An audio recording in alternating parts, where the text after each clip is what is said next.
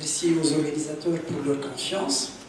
Donc on va aborder un chapitre qui est quand même extrêmement intéressant, toujours d'actualité, et excessivement chronophage. Et donc je vais faire une petite introduction, ou quelques réflexions qui méritent quand même d'être appelées. Et puis l'intérêt du bilan éthologique, ça a l'air d'être une question anodine, mais c'est quand même important d'en parler. Quand et quel bilan entreprendre, et surtout les implications thérapeutiques. Et mes deux oratrices vont vraiment faciliter la tâche après leur bilan exposé.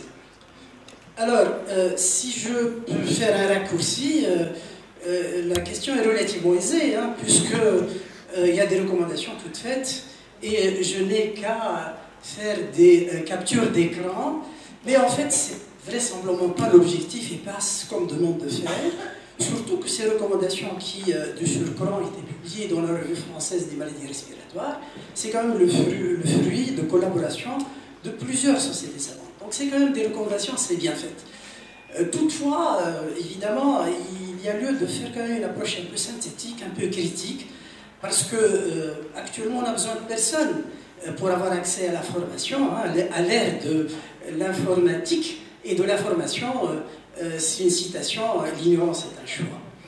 Donc, les recommandations, parce que jusque-là on n'a parlé que de recommandations, c'est bien, mais il y a trop de recommandations, il y a une profusion, et beaucoup de recommandations tuent les recommandations, d'une part, et d'autre part, on s'est rendu compte qu'une recommandation vient chasser l'autre.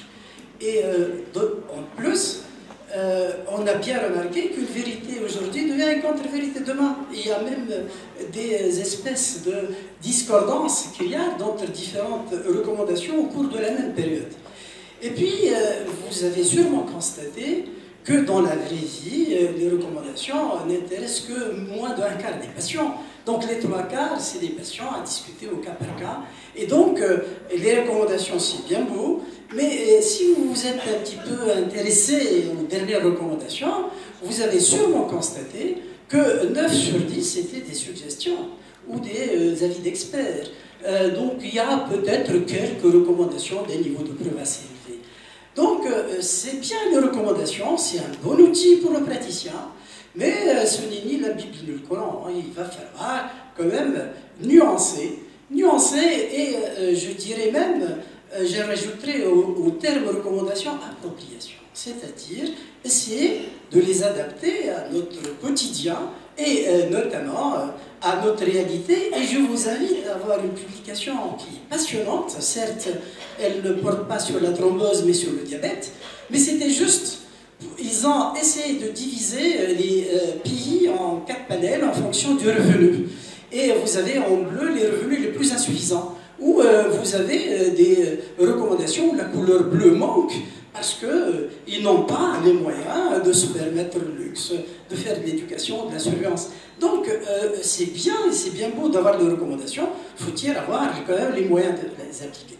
Et si on s'intéresse aux thromboses, et juste pour voir la disparité justement des recommandations, et si on s'intéresse aux anticoagulants, notamment aux AOD, les premières années où ils ont été mis sur le marché, ils n'étaient pas du tout remboursés en Espagne. Et il faut une entente préalable en Belgique. Au Canada, ils ne sont remboursés que les 6 premiers mois. En Tunisie, ils ne le sont toujours pas remboursés. Et donc, il y a une disparité.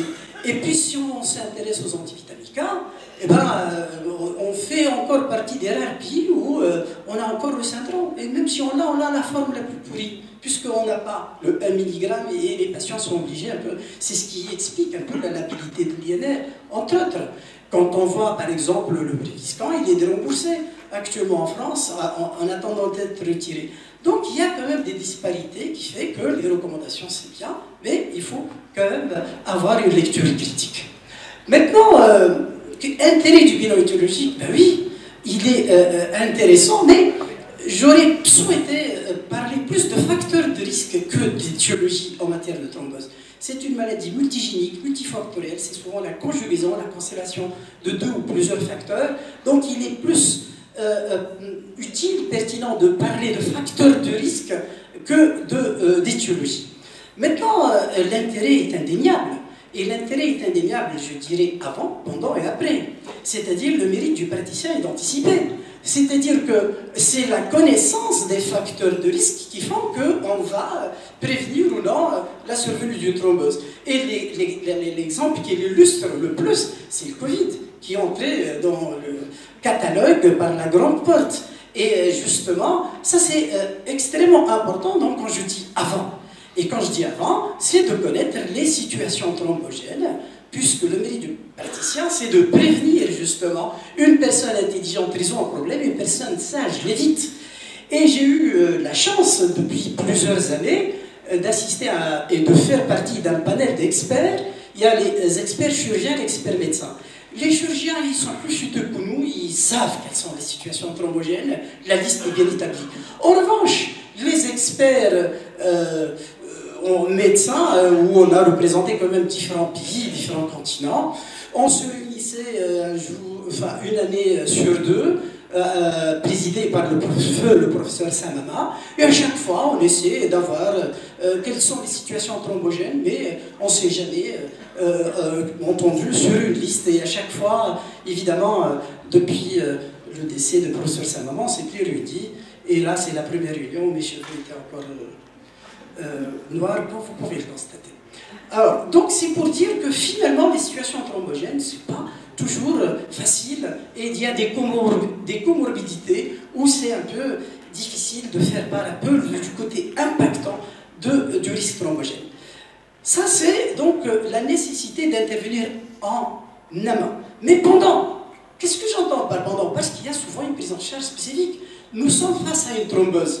Eh bien, si j'ai un jeune homme tunisien de surcroît qui me fait une thrombose et que j'ai beaucoup de raisons de suspecter un enjeu B7, eh bien là, c'est pas tellement le traitement anticoagulant qui prime, puisque c'est pas un thrombus intraluminal, c'est plutôt un problème d'inflammation pariétale, de vasculite. Et là, c'est le traitement anti-inflammatoire qui prime. Donc, des fois, c'est bien déjà dans le choix et la prise en charge spécifique en aigu. Autre situation qui n'est pas du tout exceptionnelle. Là, je suis devant une femme jeune qui a une thrombose extensive et qui a des antécédents de fausse couche. Là, je me dis, il y a quand même lieu de suspecter un syndrome des antiphospholipides, chose que je ne peux pas faire un bilan en aigu. Et je ne peux confirmer le diagnostic qu'à distance de l'épisode initial, pas avant 3 ou 6 mois. Mais entre-temps, je dois la traiter, je dois l'anticoaguler. Alors, comme j'ai une présomption, je me dis là, il vaut mieux opter pour les AVK, pas pour les AOD, sachant que, du moins dans l'état actuel de nos connaissances, les AOD ne sont pas autorisés dans un syndrome des antiphospholipides. Donc, il y a une prise en charge. Et le dernier exemple qui illustre parfaitement cet intérêt, c'est quand on suspecte une thrombophilie constitutionnelle. Parce que le patient a des antécédents familiaux, des apparentés de premier degré, d'un déficit en protéine C. Et là, il vient pour une thrombose, ben évidemment qu'on va l'anticoaguler. Mais là, attention, on se dit, il y a une suspicion légitime de déficit en protéine C, on a intérêt à introduire le traitement antivitaminique K de façon extrêmement progressive et prudente, vu le risque de nécrose, et des nécroses qui peuvent être létales, et qui peuvent même se solder par une mammectomie bilatérale. Donc, la connaissance des facteurs thrombogènes est extrêmement importante avant, pendant. Et puis, si la thrombose est là, et là, on assure le service après-vente, c'est là, on va voir quand et quel bilan entreprendre. Là, toutes les recommandations s'accordent pour dire provoquer ou non provoquer, contextuel ou non contextuel. Ça, c'est un élément extrêmement important. C'est ça qui va guider la nature et la durée du traitement. Puisqu'on voit très bien, dans un événement dit contextuel, le risque de récidive à 1 an est relativement faible. En revanche, quand elle est non contextuelle, non provoquée, le risque est quand même assez élevé, et ce risque se maintient et augmente au fil des années à l'arrêt du traitement anticoagulant. Donc, cette notion provoquée ou non provoquée est importante, mais qui doit être nuancée, je vais vous expliquer, nuancée, et ça, c'est extrêmement important de retenir cette distinction entre événements provoqués, facteurs transitoires et facteurs persistants, et les non provoqués. Certes, c'est assez critiquable, mais ça a le mérite d'exister. Et ça, c'est déterminant pour notre choix de traitement et notre choix de demander ou ne pas demander un bilan étiologique. Je m'explique. Un jeune homme qui vient de faire une petite entorse, qui n'a même pas nécessité une immobilisation et qui me fait une thrombose veineuse proximale extensive, là, je ne peux pas mettre ça sur le compte d'entorse. On n'a pas arrêté de gargariser nos étudiants en leur disant attention, il faut toujours poser la question, le voyage en avion. Mais le voyage en avion, eh ben, quand on s'intéresse de plus près, eh ben, il y a autant de malchance de faire une thrombose quand on fait Tunis-Djerba que quand on fait un Lampoulier. Donc ce n'est pas tellement l'altitude ni le voyage en avion, c'est l'immobilisation. Et ne fait pas thrombose qui veut. Donc le voyage ne peut en aucun cas être considéré comme un facteur de risque étiologique, mais donc c'est l'expression d'une pathologie jusque-là méconnue et qui s'est exprimée au décours de cette immobilisation. Autre notion à nuancer, cette notion de non provoqué. Faut-il déjà avoir l'assurance que c'est non provoqué? Et là, je vous invite à voir deux études relativement récentes faites par nos amis infectiologues qui, bon, ils n'ont pas inventé la roue, ils disent que le sepsis est un facteur de risque thrombogène, ça vous le savez, avec la tuberculose, avec la Covid, ça on le sait. Mais là où ils disent que quand on a une thrombose qui initialement a commencé par un épisode infectieux, qu'il soit sévère, qu'il soit léger, et quel que soit le site, dites-vous, ça ce n'est pas, c'est contextuel, et il propose de retirer de la liste des événements éthiopathiques tous ceux qui ont commencé par un épisode infectieux, quelle que soit la gravité. Là, je pense que c'est une approche assez excessive. Assez excessive, parce que, encore une fois, on a le ou la Covid, je ne sais toujours pas, là, on a vraiment une parfaite illustration. C'est-à-dire, moi, si j'ai quelqu'un qui a fait une embolie pulmonaire au décours d'un Covid grave, parce qu'il a nécessité une hospitalisation et il a nécessité de l'oxygène, là, je n'ai pas de souci. C'est une thrombose contextuelle. Mais si j'ai quelqu'un qui est géré en ambulatoire, qui n'a même pas été hospitalisé, et qui n'a même pas eu besoin de quoi que ce soit ni oxygène, qui me fait une embolie pulmonaire, là c'est différent. Donc, la gravité est un élément plutôt, je ne dis pas rassurant, mais au moins on sait où on va. C'est dans les autres formes où on est un petit peu embarrassé. Et c'est pour ça que le terme provoqué ou non provoqué, il doit être banni. Et je pense que c'est une classification obsolète. Comme l'a si bien rappelé Nadia, il vaut mieux plutôt parler de risque de récidive bas, intermédiaire, haut. Ça, c'est beaucoup plus adapté à la vraie vie. Et les extrêmes, c'est-à-dire les bas risques et les hauts risques, on est à l'aise. On est à l'aise parce que les bas risques, c'est un traitement court, 3 mois au maximum 6 mois. Pour les hauts risques, j'aime pas le terme à vie. Je préfère dire à durée indéterminée ou prolongée ou un bail qu'on renouvelle. Parce que à vie, ça a une connotation péjorative pour les patients. C'est à la limite lui dire bah, c'est jusqu'à votre décès. Et donc, là, c'est à nuancer. En revanche, là où on a des problèmes, qu'on a été si bien rappelé, c'est dans les formes intermédiaires borderline, où c'est là où aucun cas ne se ressemble et où on a besoin d'avoir donc une discussion cas par cas. Alors, pour les recommandations, évidemment, on a la chance qu'ils s'accordent à quelques nuances près qu'on va essayer de voir.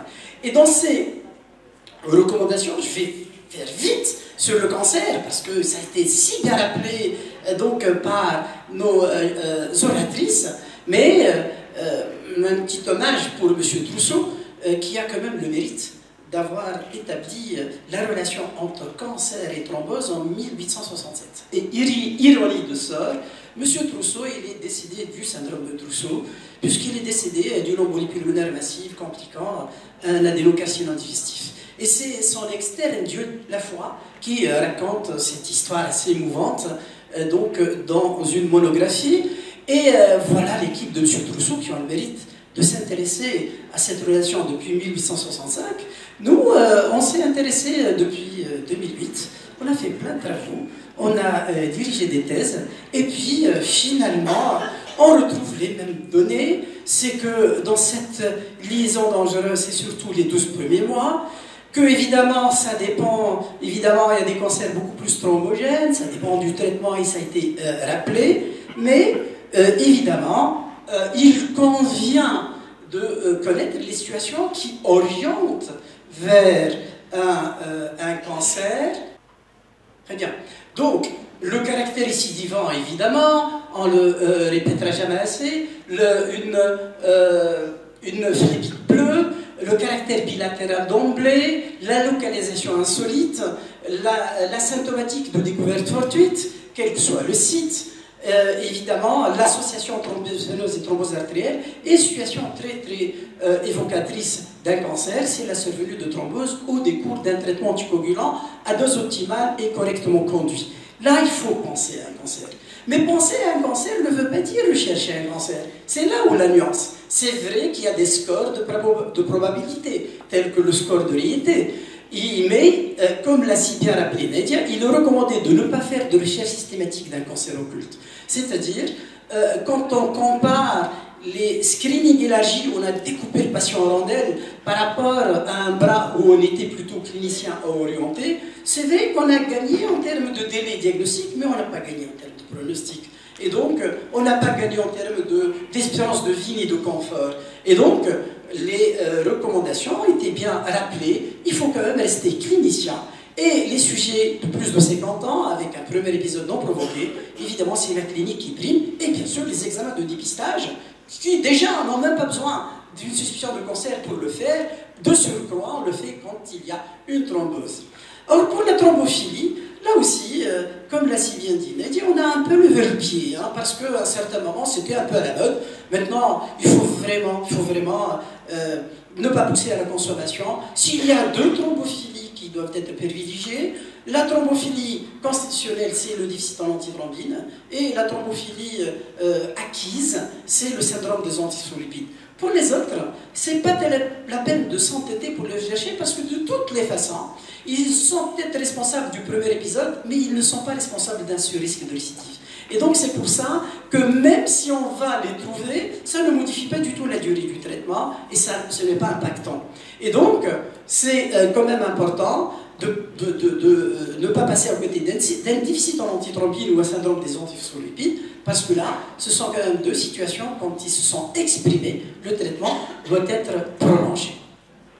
Et donc, il est suggéré de réaliser un bilan de thrombophilie chez les patients ayant un premier épisode de thrombose veineuse proximale ou pulmonaire non provoqué, à un âge relativement jeune, et surtout, les antécédents familiaux, il ne faut jamais les négliger. Il ne faut jamais les négliger. Et puis, là aussi, quand on va faire un bilan, il ne faut pas faire un bilan exhaustif. C'est-à-dire que le dosage de l'homocysteine a quitté le bilan de thrombophilie. Ça ne sert plus à rien. Et donc, il ne faut plus le demander. Parce que l'hyperhomocystéonémie n'est thrombogène que dans les formes homozygotes qui s'accompagnent avec d'autres anomalies.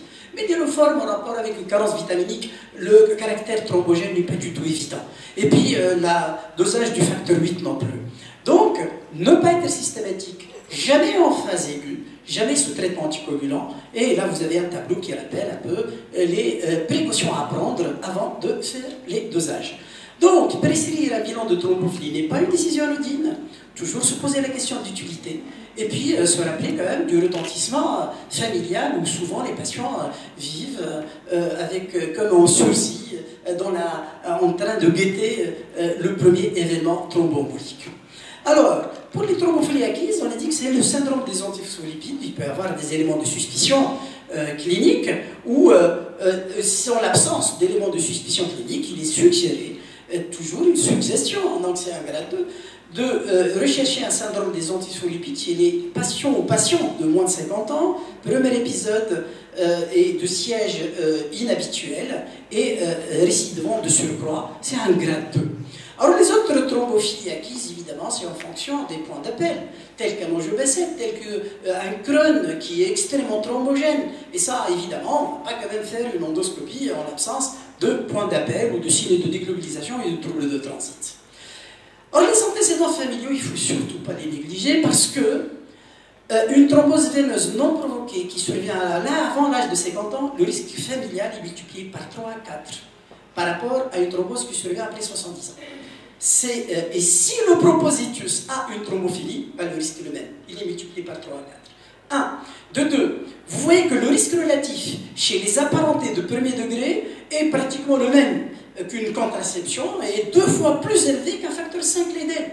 Un facteur 5 Leyden, le fait de le diagnostiquer dans sa forme hétérozygote ne change pas la décision du traitement et est relativement fréquent. Puisque dans une étude qu'on a faite avec le professeur Germez sur la fréquence en Tunisie, 8 Tunisiens sur 10 qui thrombosent un facteur 5 Leyden. Heureusement que chez 8 Tunisiens a un facteur 5 Leyden, mais pas forcément qui a thrombosé. Donc c'est une thrombophilie constitutionnelle très fréquente. Donc ici, dans cette salle, il y a au moins 3 ou 4 qui ont un facteur 5 Leyden et qui ne se connaissent pas, et je ne vais pas les nommer. Et donc, ça, c'est une notion importante à rappeler. Et puis, toujours dans le point d'appel à une étiologie sous-jacente, vous avez le siège. Le siège insolite nous pousse à rechercher une étiologie.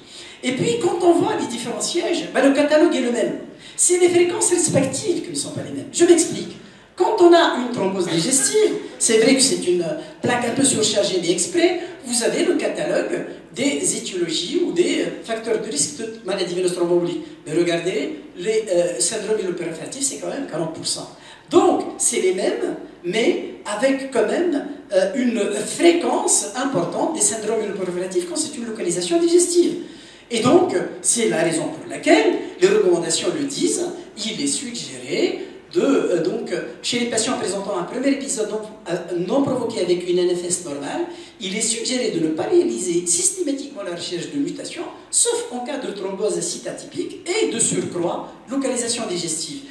Pour ce qui est des hémoglobinures paroxystiques nocturnes, où il faut faire une cytométrie de flux, là, évidemment, c'est également le site habituel et notamment digestif, mais quand il y a des signes de cytopénie ou des stigmates d'hémolyse.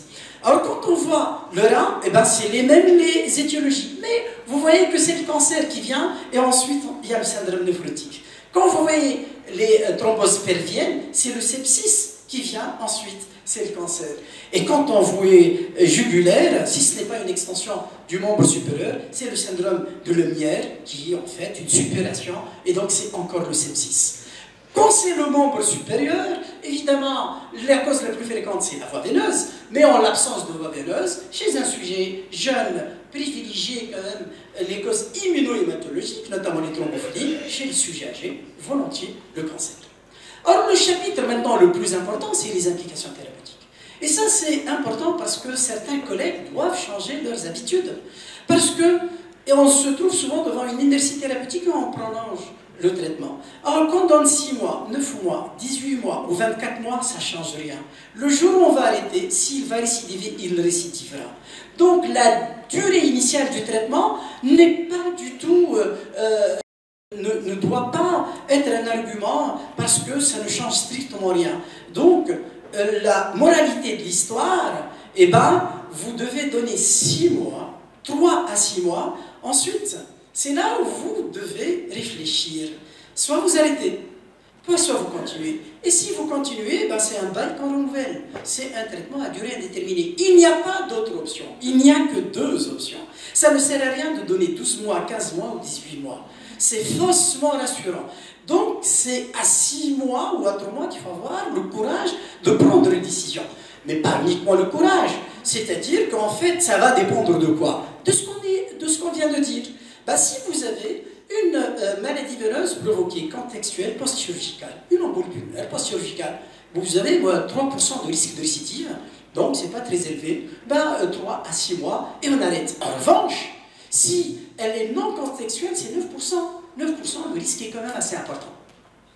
Alors, si vous avez quelqu'un qui a fait une embolie pulmonaire post-chirurgicale et qui a refait une autre embolie pulmonaire chirurgicale, vous dites qu'il est récidivant, maintenant c'est fini, ça va être le traitement à vie, non, pas du tout. Parce que quand vous voyez, le risque va être multiplié par 1,5. Donc le risque de vous faire une autre embolie pulmonaire, c'est va être à 4,5. Elle est encore au-dessous du seuil de récidive. Et donc on peut ne pas traiter. En revanche, quelqu'un qui te fait une deuxième maladie thromboembolique récidivante non provoquée, là, c'est encore fois 1,5, il est pratiquement à 15% de risque. Et ça, c'est important. Donc, le rouge et le vert, on est très, très à l'aise. Là où on n'est pas à l'aise, justement, c'est dans les intermédiaires. Dans les intermédiaires, c'est-à-dire, là, on est à l'aise, c'est une contextuelle, on arrête, 3 à 6 mois. Là, évidemment, c'est à durée indéfinie. Et c'est là où on est quand même obligé de discuter, de voir cas par cas, parce que la durée est loin d'être univoque. Pourquoi? Parce que dans ce groupe dit intermédiaire, eh ben 70% a un faible risque de récidive. Et finalement, il n'est résistant que 6 mois. Mais n'empêche que 30% a un risque de récidive. Mais ça, on ne peut pas le savoir. Ça, c'est seule l'évolution nous le dira. Et donc, on ne va pas attendre quand même l'évolution pour prendre les décisions. Et c'est là où on est obligé de voir le côté un peu létalité, le côté tolérance. Et c'est là où on se dit, eh ben, généralement, le génie évolutif de récidive, celui qui a fait une embolie pulmonaire, il récidivera sous forme d'embolie pulmonaire. Celui qui a fait une thrombose veineuse profonde, il refera. Et c'est généralement dans 90% des cas le cas. Mais quand on voit le décès d'une récidive d'embolie pulmonaire, c'est quand même assez élevé. Alors que le décès d'une récidive d'une thrombose veineuse profonde, il est moins. Mais là, il faut le comparer avec le décès sous traitement. Eh bien, sous ADK, eh ben, il y a plus de malchance de décéder que quand on est pour le récidive des thromboses veineuses. C'est là où les courbes se croisent. Et alors que quand on fait des AOD à dose dites demi-dose, évidemment, on est un petit peu gagnant sur tous les fronts. Et puis, il y a d'autres scores qui interviennent, notamment des scores prédictifs de récidive. Évidemment, il n'y a pas de score vraiment validé. Le plus validé, et encore discutable, c'est un score dédié exclusivement aux femmes. Parce que la thrombophilie héréditaire la plus fréquente, c'est le chromosome Y. Un homme a 5 fois plus de malchance de récidiver qu'une femme. Et c'est pour ça que dans ce score prédictif, il ne concerne que les femmes. Parce que pour les hommes, ils disent qu'il faut continuer. Et ça, c'est dans les formes intermédiaires, c'est important d'en faire la part entre genre masculin ou genre féminin, ou utiliser ces scores quand c'est supérieur ou égal à 1. Évidemment, c'est pour prolonger. Alors, rapidement, des facteurs majeurs transitoires, les recommandations s'accordent pour dire que c'est un traitement à durée limitée. Alors les facteurs mineurs transitoires, c'est là où il y a une toute petite discordance entre les recommandations européennes et américaines. Ils ne s'entendent pas tellement sur les thromboses sous pilule. Une femme qui fait une thrombose sous pilule, est-ce qu'on va continuer le traitement ou est-ce qu'on va arrêter? Ça, c'est l'élément extrêmement important. Ben, les études françaises ont une réponse sans aucune ambiguïté. Le risque de récidive sous pilule est très très bas par rapport à une thrombose veineuse non provoquée. Et puis, quelle que soit la durée de prise, qu'elle ait pris la pilule pendant 3 mois ou pendant 3 ans, ça ne change rien. Donc, ils sont pour arrêter, et à juste titre. C'est exactement la même chose pour une grossesse. Une grossesse est considérée comme contextuelle, et vous voyez que le risque de récidive est quand même relativement stable et ne justifie pas donc la prolongation du traitement, et c'est un peu dans les recommandations françaises. Et donc, ça, c'est un élément de réponse extrêmement important. Maintenant, pour terminer, quand vous décidez d'arrêter le traitement anticoagulant, ben là, je ne sais pas, est-ce que j'arrête? Et si j'arrête, je ne donne rien ou je donne quelque chose qui fait que mieux que rien? Et qu'est-ce qui me fait mieux que rien? Est-ce que je garde les ADK ou je donne les ADK à dose un petit peu intermédiaire? J'opte pour les AOD, l'aspirine, les statines, le sulodexide. Eh bien, nous avons essayé de répondre à ça dans une étude multicentrique internationale qui s'appelle White Study, où j'ai eu l'honneur de représenter la Tunisie dans cette étude multicentrique qui, quand même, a colligé un certain nombre impressionnant de patients. Et la réponse était pour voir chez qui on doit prolonger, chez qui on doit arrêter, quels sont les facteurs prédictifs de récidive. Et c'est une étude, bon, on a été un petit peu freiné par la Covid, mais on a fini quand même par la publier. et elle a fait quand même l'objet de 3 publications dans des revues avec un impact extrêmement intéressant. Et finalement, on était quand même un peu fiers de notre étude, mais on n'a pas inventé la roue. C'est pour dire que finalement, les AOD à demi-dose font mieux que le reste. Et c'est une option tout à fait préférable.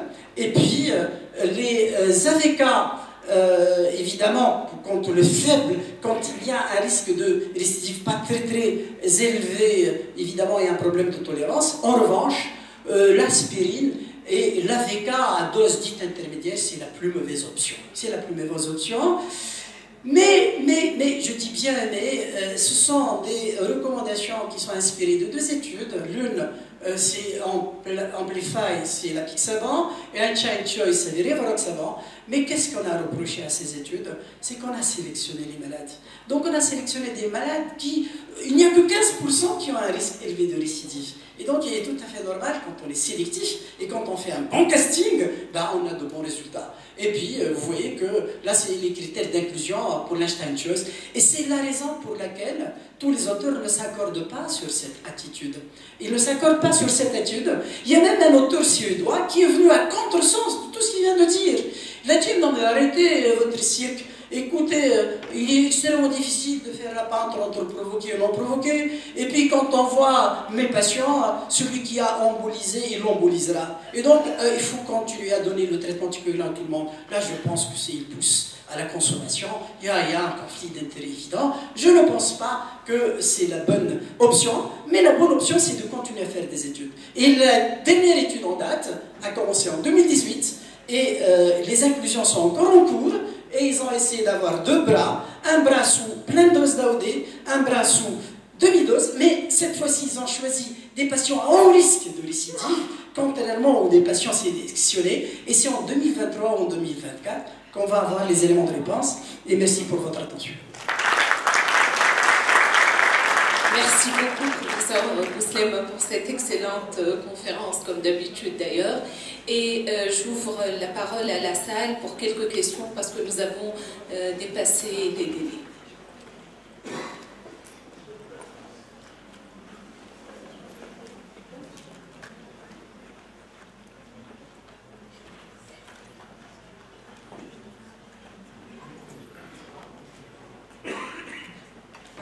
Docteur Tebaï, notre confrère du Maroc. Merci bien. Merci pour cette excellente présentation. Pour les embolies sous ces commentaires et ces commentaires, qu'est-ce que vous proposez? Le même traitement ou on est parfois un petit peu...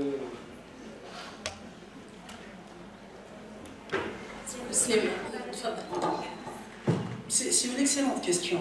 Et parce que, justement, nous, des fois, on demande un examen tomodensitométrique dans un TDM, dans une suspicion de sarcoïdose ou dans un bilan un peu lésionnel, et on nous répond qu'il y a une ambulance sous-segmentaire, mais en fait de découverte fortuite.